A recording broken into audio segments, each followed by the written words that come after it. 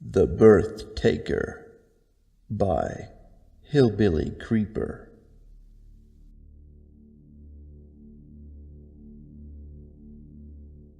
During my many years as a doctor, it would have been unheard of if I hadn't seen strange sights and events. Nothing quite compares to this particular story, though. Something you may not even believe could be possible.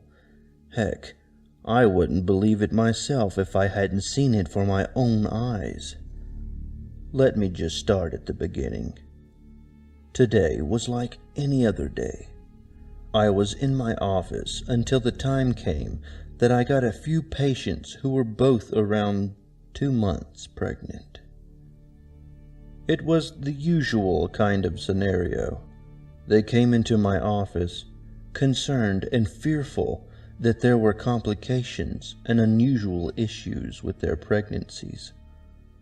So I figured, just to be on the safe side, that I would take a look and see what it was that had this particular mother-to-be in such a worry. I began setting up the machine to run an ultrasound on the woman and several more tests to ease her mind. However, I couldn't for the life of me figure out what was going on. There seemed to be no signs of distress and no indication of a miscarriage, but this wasn't the strange thing about the whole procedure. It gets weird here. While running several tests, I discovered that the baby was gone. It had disappeared without a trace right from the mother's womb. I guess you're probably thinking that maybe the baby wasn't really there to begin with, but you'd be wrong. I previously checked up on this particular patient of mine as late as yesterday, and the baby was fine then. It was a healthy little fetus, but now it's gone. As though it never existed. I just can't figure it out. But it doesn't end there. After her, there were more pregnant mothers coming in and complaining that their stomachs were hurting, and they too were just like the mothers before them, and their babies were completely gone as well. In all my years as an obstetrician, I have never seen anything like this. It had begun to turn into a pandemic, and day after day, one by one, a woman came in to see me about her baby. Each time I would run the tests, however, it was always the same outcome. The fetus had disappeared from the womb. Not too long after that, those who lost their children kept on trying to have more children, but they also lost them as well, and soon after they began experiencing a deep depression, some even going as far as suicide. It had gotten out of hand, and I didn't know what else to do or say to these women that might help them. So that night, I was at my office late, completing paperwork while also trying to figure out what the hell happened to these women's children, until I got a call in from the hospital. A young lady went into labor, and hearing this, I grabbed my things and headed straight to the delivery ward. When I finally got there and made it into the delivery room to deliver this baby and get the baby safely out of her vaginal area, I noticed almost immediately that the baby was in complete distress, and I tried anything and everything to revive the poor thing. But with no prevail. The inevitable had its way. People have no idea what it's like to be a doctor in this profession, especially when you have to tell the bad news to the parents of a newborn baby that has just died. It's really heartbreaking. So that night, as the baby was taken to the morgue, I had gone down there to sign off on the autopsy and everything, as the baby laid there lifeless and cold on the slab. While I signed the paperwork to give them permission to run the autopsy on the baby, that's when I heard a noise. A clattering metal followed by a crunching and slurping of liquid.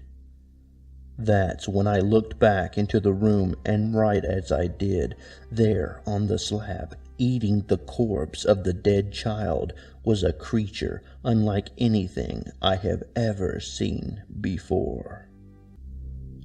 It was faceless. It wore blue shoes, and it had red, bulging eyes and sharp fangs protruding from its mouth.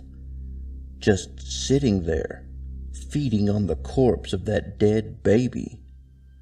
I nearly couldn't believe what I was seeing. But then the realization suddenly hit me like a ton of bricks. This must be the thing taking the unborn children, and this could be the reason for all those unknown miscarriages and the disappearances of several unborn fetuses. As quickly as I saw it, the thing stopped what it was doing, and it stared at me. Its gaze bore into me. It was as though it was fascinated by me, almost as if it wasn't concerned about my presence. We gazed back at each other while blood and intestines dripped from its mouth. I took a step forward, a step closer, and then it suddenly broke its gaze from mine and bolted out the door. I tried to chase after it, but it was gone as quickly as it had arrived. So after that night, after what I had witnessed, I went to the library to do some research, and I came across some articles. I noticed that this wasn't the first time this had ever happened in history. It seems that it had happened for the very first time back in 1960, and then it suddenly stopped. There are no other articles or documentation about it. That was the only indication of it that I have found. That is, until I dug a little deeper. I found a book on myths and legends, and as I was thumbing through the pages, I stumbled upon a legend that actually fit the encounter I had with it. It was a creature who fed on unborn children or dead children from time to time. My belief is that by eating the unborn, it is so the creature gets a never-ending life once it has consumed a child's youth. The book even goes as far as describing the creature, the exact same as the appearance of the creature I saw that night. So I knew what I had to do. I had to find this monster and stop it once and for all before it striked again.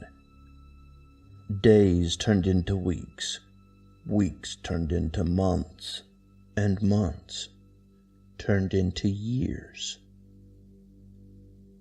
The creature had vanished without a trace, and everything seemed to go back to normal. Women were having children again, and I married soon after to a beautiful woman whom I have fallen in love with. We had a lot of fun memories together, until one day she surprised me and told me I was going to be a father. I was so happy I couldn't believe it. Me, a father, after so long of searching for the right woman, a woman who I cherished with a passion, giving me the most wonderful gift any man could ever want. It was 4 months until the pregnancy. I was in my office until I got a call that a female patient was in distress. So I ran some tests on her, and my heart dropped in the pit of my stomach. Not even 2 months into her pregnancy, and her baby was gone. Completely gone. Then it finally hit me. After so many years, I had almost forgotten about that damn thing, and he came back for another feeding. The fucking monster came back. So I knew what I had to do. I had to protect my wife and my unborn child from this freak of nature. I wasn't going to let it have my baby. I would as soon as burn it to the pits of hell than let this fucking thing touch my child. So each and every night, still awake, still guarding my wife and child, ready with a shotgun in hand, waiting for this thing to show up, and each day as well for extra measure. The more I waited, the more I watched my family. The thing never showed itself. I thought to myself that maybe I had won, that maybe this creature knows that I'm onto it, and it won't come near to my family. But I soon found out how wrong I was to prematurely assume that. I was working that day when I received a call on my private phone. It was my friend. She was working in the neighboring hospital across the city from ours. She told me that I needed to come quickly. It was my wife. She was in a terrible accident when she was on her way to meet me for lunch, and since we lived across town anyway, that was the closest hospital they took her to. When I finally got to the other hospital, my friend met me in the lobby. She bore a defeated expression on her face. She told me that my wife had passed away before I got there. Her injuries were too severe, and she suffered from internal bleeding. I asked her, was the baby okay? Did the baby survive? But then she gave me a look of pure confusion. So I asked her, what's wrong? And she told me I needed to see something.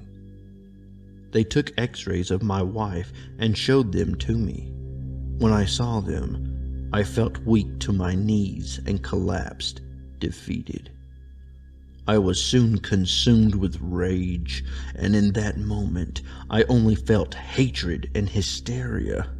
Not too long after, I had been taken over by a fit of laughter, and soon followed by tears streaming down my cheeks. I thought I had won, but it waited until my guard was down, and then it stripped my happiness away from me and took my child. So now I am sitting here telling you my story, because this will be the last thing you will hear from me. I have nothing else to live for anymore. So I'm taking a couple of shots of whiskey and staring at the noose dangling from the ceiling fan, working up the courage to see my wife and meet my unborn child. Before I go, I just would like to warn you that if you have a mother, a sister, a lover, a wife, or girlfriend, and they are with child, you must do everything that you can to protect them, no matter the cost. Take the extra measures if you can. You have to protect them from this thing, the thing that I now call the birth taker.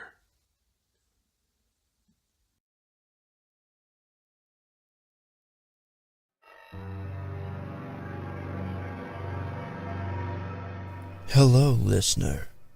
If you've made it this far, why not follow me on Twitter at CreepypastaED? Don't forget to click the link to subscribe, if you dare. And if you have a creepypasta or any chilling, creepy, spine-tingling story you want to be heard, send it to creepypastaed@gmail.com. Look me up on the Creepypasta Amino app. And remember, don't fall